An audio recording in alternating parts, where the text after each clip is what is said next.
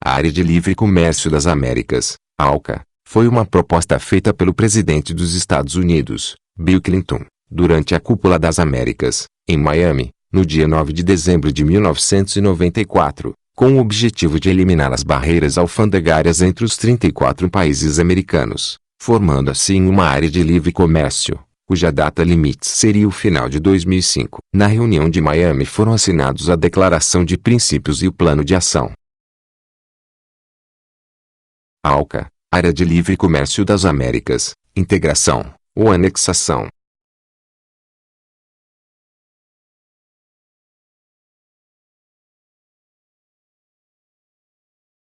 Segundo o Fórum Minas por um Outro Mundo, Assembleia Legislativa do Estado de Minas Gerais.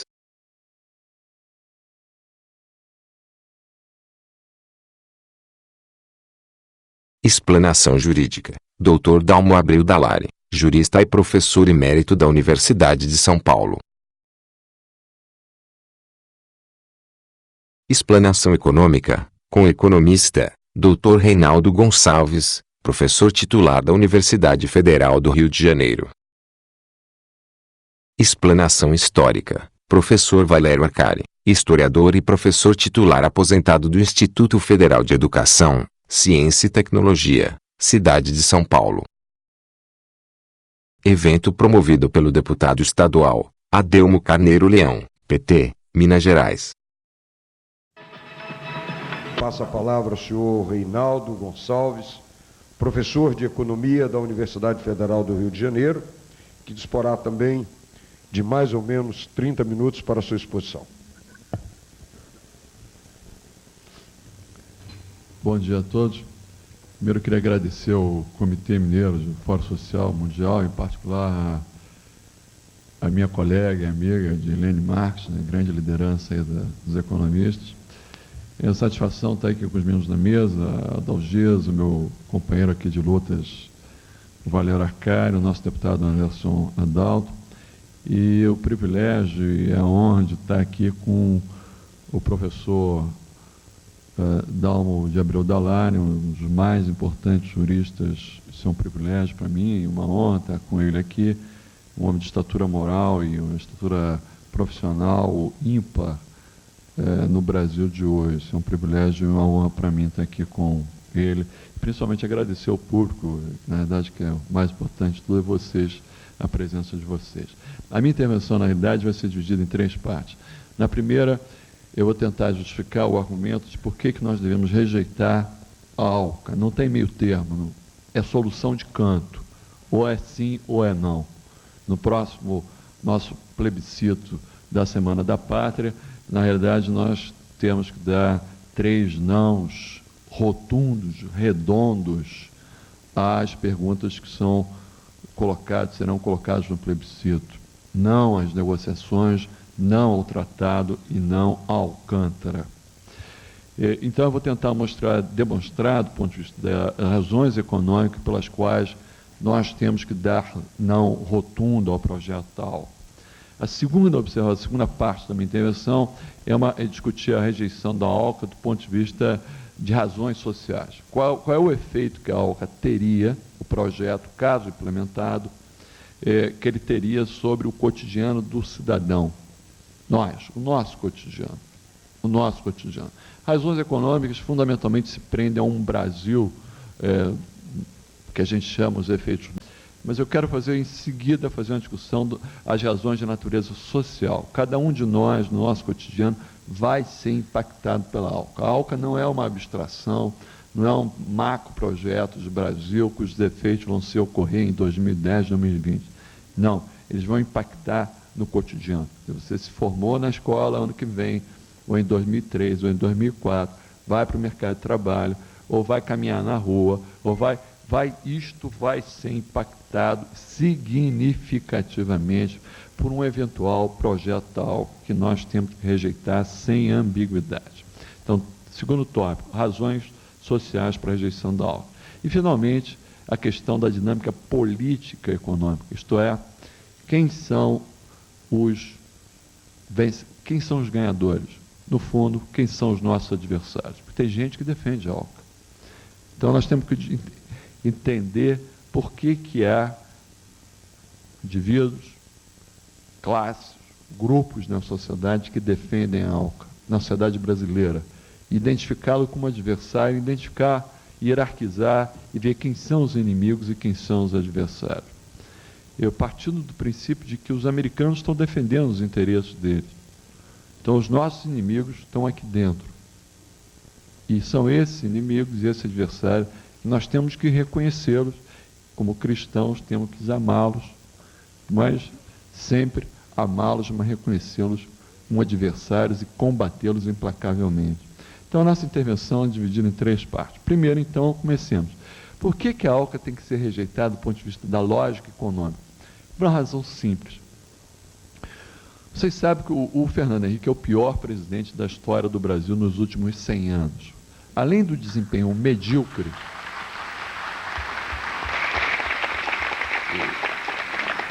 isso não é uma opinião.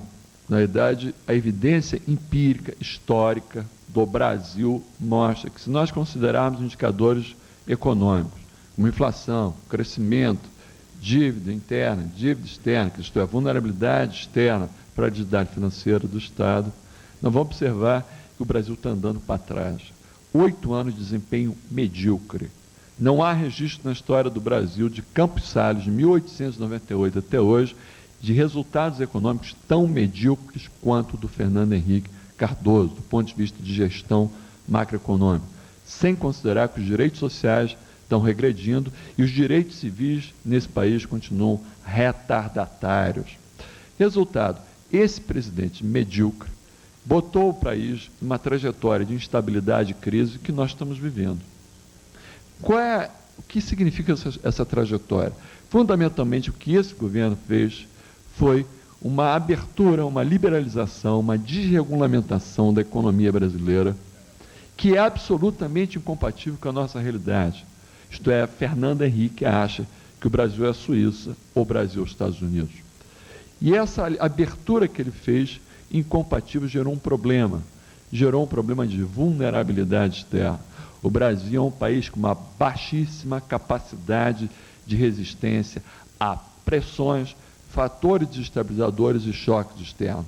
O Brasil é um país frágil, é um país débil, é um país acocorado frente ao cenário internacional. Qualquer probleminha externo num país eco da América Latina, da Ásia, impacta no Brasil. Não impacta na Espanha, não impacta em Portugal, mas impacta no Brasil. Isso é resultado de um projeto predatório, um projeto medíocre, que foi implementado pelo senhor Fernando Henrique Cardoso e pelas forças que o apoiaram e o apoiam.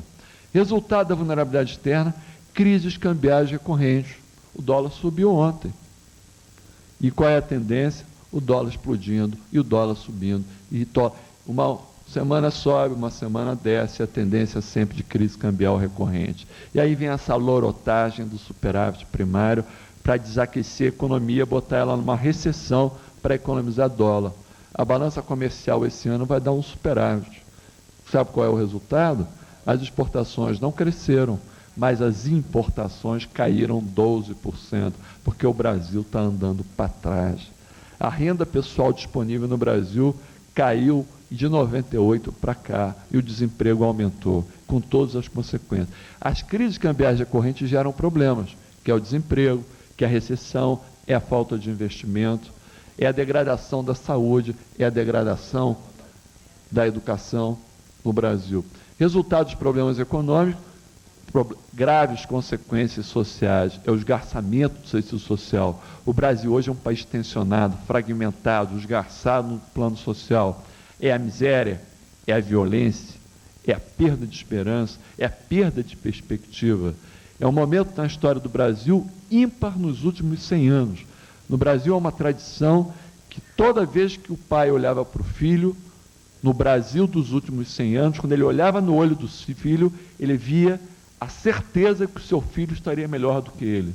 E hoje, quando nós olhamos nos nossos filhos, nós temos o medo de que o futuro deles vai ser pior do que o presente. Isto é, a próxima geração vai estar pior do que a geração presente. Isso é um legado dessa elite predatória, irresponsável, criminosa, vagabunda e incompetente que nós estamos, representada pelo senhor Fernando Henrique Cardoso.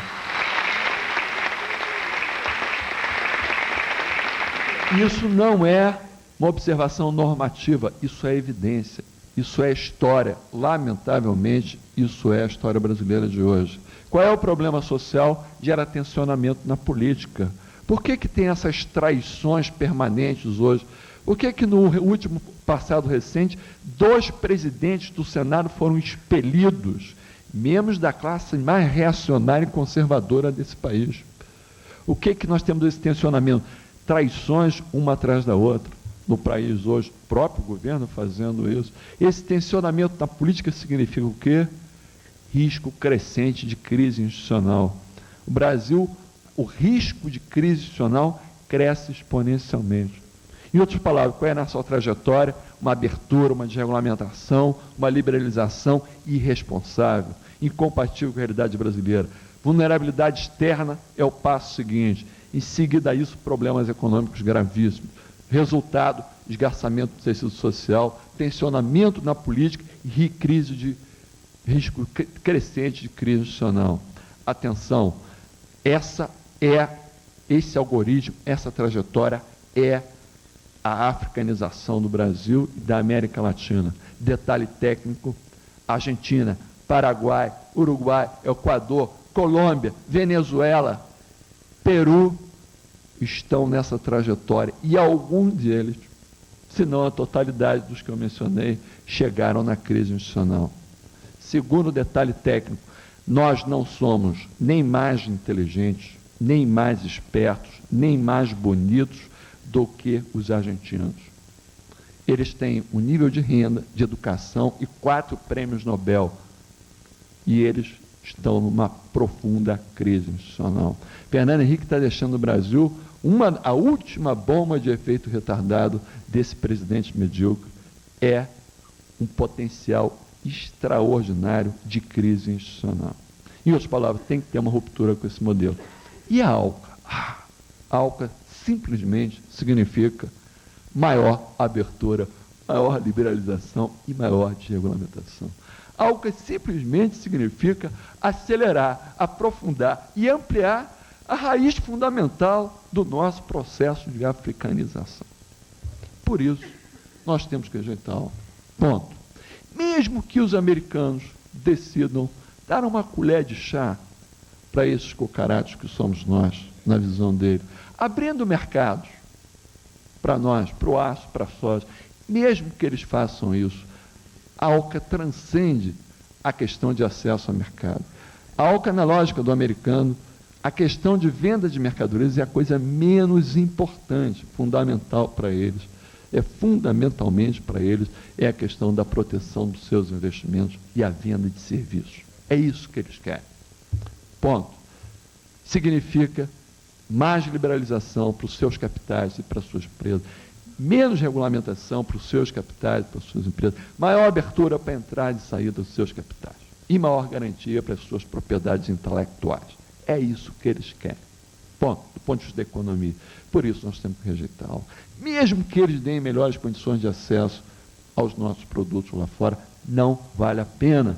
Porque a questão de acesso a mercado de produtos, de bens físicos, tangíveis e imagináveis, é a coisa menos importante.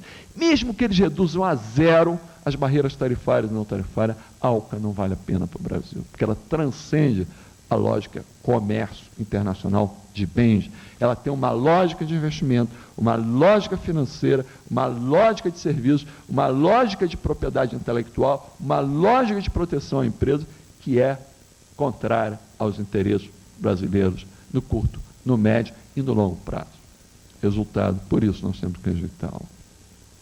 Razões sociais. O problema na ALCA é o seguinte: ele tem impactos sociais altamente negativos. Rapidamente listando: desemprego. O aprofundamento da abertura econômica vai significar o quê? O que aconteceu no Canadá. Sabe o que aconteceu no Canadá quando fizeram o NAFTA com os americanos? O Canadá, nós não estamos falando de Argentina, nem Colômbia, nem Brasil, nós estamos falando do Canadá. O Canadá, quando eles fizeram no NAFTA, Um ano e meio depois, os americanos fizeram o NAFTA para fazer a reestruturação produtiva, que eles estavam perdendo competitividade nos anos 80. Quando eles fizeram o NAFTA, eles reestruturaram aonde? No quintal deles, preferencial, que era o Canadá. E um ano depois do NAFTA, 25% dos empregos na indústria canadense desaparecerão. Estou falando indústria canadense. Estou falando indústria decadente de São Paulo. Falando canadense. Volatilizou. Lá, como eles estão um país rico, tem rede de proteção. O Brasil não tem rede de proteção. Então, o desemprego vai ser a primeira coisa que vai entrar nos 2 dígitos. Vai entrar nos 2 dígitos. Outro problema, a desnacionalização da economia brasileira, com todas as implicações econômicas que isso tem em termos de vulnerabilidade, de reestruturação com desemprego, perda de soberania e etc. Precarização das relações de trabalho, que aconteceu onde? No México com o NAFTA. Precarização das condições de trabalho.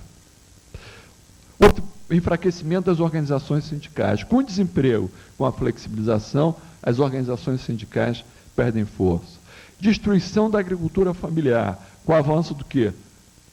Dos agrobusiness exportadores de commodities. Na realidade, a ALCA vai significar o Brasil voltar a ser uma economia primária exportadora, que na realidade já está acontecendo.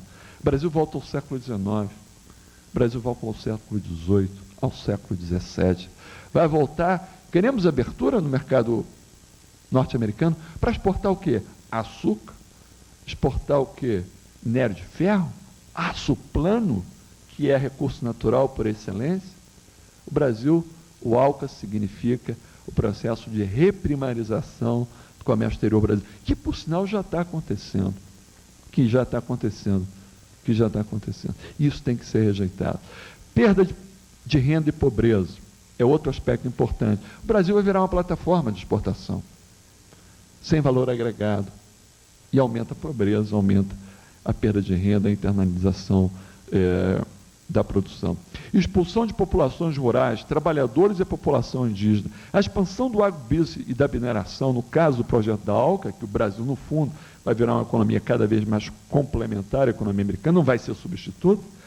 Volta o Brasil das plantations, dos enclaves. Disputa de terra para produzir commodities, para exportar para os Estados Unidos. É a garantia de esse vai ser um quintal fornecedor de matérias-primas para eles. Degradação do meio ambiente. O agronegócio, o agrobusiness, que esse governo brasileiro se orgulha tanto, envolve feitos negativos sobre o agrobusiness. As empresas de transgênico norte-americanas vão nadar de braçada nessa economia brasileira. Outro aspecto importante, desigualdade regional de renda e riqueza, em função da redução do nível de emprego, da queda de renda. A violência e o tráfico de drogas vão aumentar, porque a mercantilização, o desemprego, a queda de investimento, a redução do aparelho repressivo do Estado, o enfraquecimento das contas públicas, significa que o aparelho repressivo retrocede, o nível de desemprego retrocede, de emprego retrocede, e, portanto, aumenta o nível de violência, aumenta o tráfico de drogas, aumenta o tráfico de armas. É o processo de africanização do Brasil. Outra, a imigração. O Brasil, há 10 anos atrás, tinha 1 milhão de brasileiros fora do Brasil. O que acontece hoje? Nós temos 2 milhões de brasileiros fora do Brasil. 2 milhões de brasileiros fora do Brasil. O Brasil está expulsando os seus cidadãos, que para manter o nível de dignidade tem que sair do Brasil, para ser um homem digno. Para ser um homem digno. Resultado, fragilização dos laços familiares e comunitários. Quer dizer, com a imigração, a expulsão das áreas rurais, a migração interna acelerada, você tem essa fragilização das comunidades, das famílias. Insegurança, incerteza, desesperança com a instabilidade econômica, com essa trajetória de instabilidade e crise aumentando. E, finalmente, aumenta o risco de ruptura institucional em função dos problemas sociais, dos problemas econômicos e do esgarçamento, o tensionamento dos processos, das estruturas e das relações políticas. Concluindo, do ponto de vista social, o NAFTA tem que ser rejeitado em totum. Não há meio termo. É 0 ou é 1. É problema binário. Ou a gente aceita a ALCA, e aí nós nos africanizaremos e terminaremos numa brutal crise institucional no curto prazo, ou nós rejeitamos a ALCA, rompemos o modelo e procuramos um novo caminho. A ideia é, mas se a ALCA é tão ruim, por que tem gente que defende a ALCA? Começar pelos empresários, que é esse animal em extinção no Brasil. Você pergunta ao empresário, a pesquisa do empresário é curiosa, você pergunta para ele, os empresários até não são até os menos tontos. Você pergunta para os empresários, você está preparado para a ALCA? Ele diz, estou. 80% dos empresários, quando você pergunta para ele se ele está preparado para a ALCA, ele diz que está preparado para a ALCA. Pode abrir que eu enfrento os americanos. Aí você vai, segura a pergunta para ele, você acha que os outros empresários estão preparados para a ALCA? Aí 80% diz que não. Os outros empresários não estão preparados para a ALCA. Obviamente tem um problema de falácia de composição. Obviamente, quando ele diz que ele está preparado para a ALCA, ele está mentindo, né? Então, o fato é que 20% dos empresários brasileiros, no máximo, estão preparados para a ALCA, os outros 80% não estão preparados para a ALCA. Na verdade, isso reflete uma visão conservadora, uma visão míope, uma visão micro, pequena do empresariado brasileiro, que é tradicional nesse empresariado, qualquer que seja a origem regional dele. Quem ganha? Ganha o setor exportador com a ALCA, porque ele vai querer redução das barreiras. Ele vai ganhar. Por isso que o setor exportador defende a ALCA. Óbvio, ele vai ganhar. 2, quem vai ganhar? A burguesia industrial decadente desse país. Sabe por que eles vão ganhar? A burguesia industrial decadente? Porque com a ALCA, com o Tratado de Investimento, os investimentos norte-americanos brasileiros no Brasil vão ficar mais protegidos. E aí? As empresas brasileiras passam a ter um valor mais elevado. Isso significa o quê? Eles vão vender as suas empresas para os americanos e vão deixar o dinheiro lá fora. O que eles já vêm fazendo. A ALCA significa, na realidade, maior valorização do capital dessa burguesia industrial decadente que está vendendo as suas empresas, mandando seus filhos para fora e mandando seu capital para fora. Ponto. Por isso que eles apoiam a ALCA. Chega lá na Avenida Paulista e faz uma pesquisa. 100% dos empresários são a favor da ALCA. Por quê? Vão vender as empresas. As empresas ficam mais valoradas. Terceiro, ganha quem? Os barões da privatização. São os barões da privatização. Se esses empresários com tráfico de influência, acesso a dinheiro fácil, conseguiram comprar empresas estatais, multiplicar o seu capital. Os barões da privatização, com melhor proteção ao investimento, eles vão captar recursos, vão comprar empresas, depois revendem as empresas com lucro e depois botam o dinheiro para fora. Esses baronetes da privatização. Quem ganha também é o latifúndio improdutivo. Sabe por que ganha? E com a ALCA, as terras no Brasil vão funcionar como reserva de valor. Sabe quem é o maior latifundiário na Argentina? Jorge Soros. Tem milhões de hectares. Sabe para quê? Reserva de valor. Tem um dinheiro lá, 200, 300, 400 bilhões, compra centenas de milhares de hectares no Brasil, lá, onde quer que seja, e deixa como reserva de valor. E um dia vamos ver o que a gente faz com isso. E aí esse latifundiário improdutivo, essa oligarquia predatória brasileira, assentada em milhões de hectares improdutivos, eles vão vender as suas terras para o capital internacional. E isso vai ser um problema depois, quando nós fazemos uma reforma agrária. Quem ganha? As multinacionais. Quais multinacionais? As americanas? Não. As americanas e as europeias. Porque a Volkswagen vai ganhar quando diminuir a entrada, as reduções de acesso ao mercado americano. A Fiat vai ganhar também. Então, todos os multinacionais vão ganhar. Não só as americanas. Ganham quem? Os bancos. Por que os ganham os bancos? Ganham por causa das melhores condições de entrada e saída de capital. Os bancos vão ganhar e vão ganhar muito, não só os americanos. Quem ganham? Os meios de comunicação. Olha que adversário que nós temos, os grandes meios de comunicação. Sabe por quê? Porque eles estão quebrados, eles estão doidos, e a legislação brasileira foi alterada, permitindo a compra de capital estrangeiro. Agora, por que agora? Porque eles estão doidos para vender, e vão vender 30% do capital e vão mandar o dinheiro para fora. Por isso que os grandes meios de comunicação são favoráveis à ALCA, porque eles vão vender 30% das suas ações, das suas cotas, para o capital norte-americano. Ponto. E, finalmente, o governo brasileiro é a favor da ALCA. Por quê? Porque o Brasil está quebrado. A maior taxa de juros do mundo, o segundo maior spread do mundo, o Brasil está quebrado. Ele está muito pior do que imaginam os bancos internacionais. Eles conhecem menos a nossa realidade que nós conhecemos. Nós sabemos que o Brasil está pior do que a percepção que eles têm da gente. Resultado, o governo desesperado à procura de dólares. Ontem vendeu dólar. Hoje vendeu dólar. O governo Fernando Henrique precisa de dólar. Se a reserva internacional do Brasil em novembro chegar a zero, tem crise de governabilidade, tem crise institucional. Se acabar o dólar, a gente não tem trigo. Se acabar o dólar, não tem petróleo, a gente não sai de casa.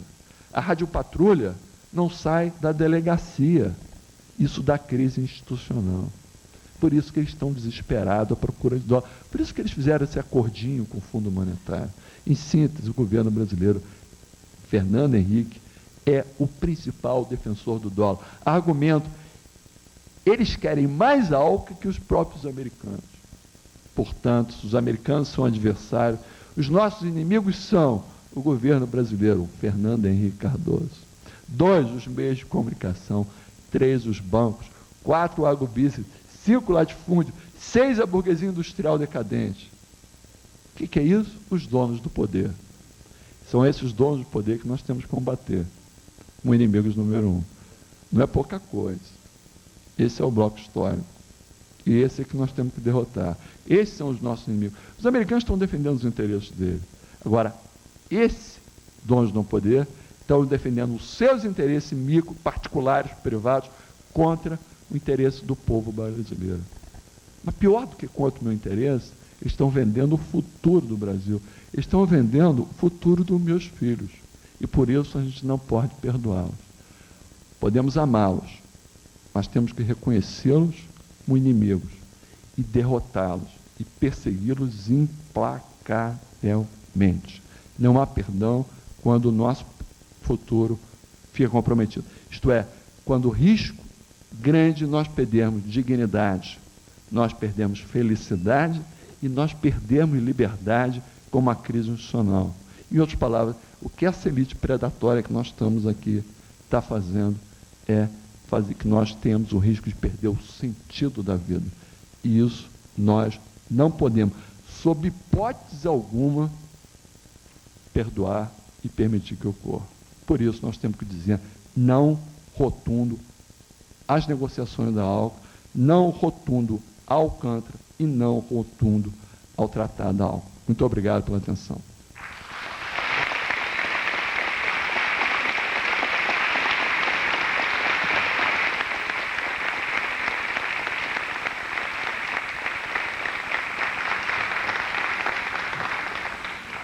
Eu quero agradecer ao professor Reinaldo Gonçalves, da Universidade Federal do Rio de Janeiro, e dizer ao senhor, professor, que aqui em Minas Gerais, há aproximadamente 2 meses, nós apresentamos a esta casa as conclusões de uma comissão parlamentar de inquérito que nós fizemos na indústria extrativa de Minas Gerais, especialmente nas carvoarias.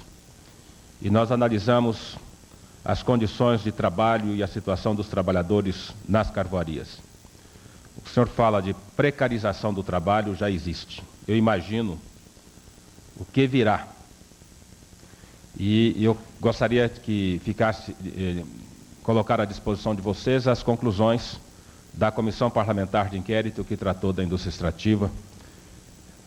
Talvez através do site da Assembleia, até o final a gente vai ter como informar a vocês. Mas é uma situação de verdadeira servidão humana. Eu não sei como vai estar disponível no site da Assembleia. Eu não sei o que significará mais precarização. E a terceirização como um dos processos mais perversos de precarização do trabalho, inclusive no setor público. Inclusive com a conivência, né, e a omissão do setor público. E quero dizer para vocês que disso que está sendo colocado, que foi exposto aqui pelo professor Reinaldo, que isto agrega uma série de informações, de valores, né, que aumenta a nossa consciência. E nós estamos colocados, talvez, diante desta mesma concepção que o Marcuse fez, e eu queria deixar também, passar para a nossa reflexão. Marcuse tem uma frase muito interessante. Ele diz que a primeira condição para um escravo se libertar é ele ter consciência de que é escravo. Acho que o povo brasileiro está tomando consciência do que é a nossa situação. Quem somos? A Ivana colocou ontem, né? Eu acho uma reflexão nesse sentido. Quem somos nós? Quem é o povo brasileiro? E o que nós queremos? Esse desafio está sendo colocado, né, em cada ponto, em cada palestra, em cada momento aqui na Assembleia Legislativa.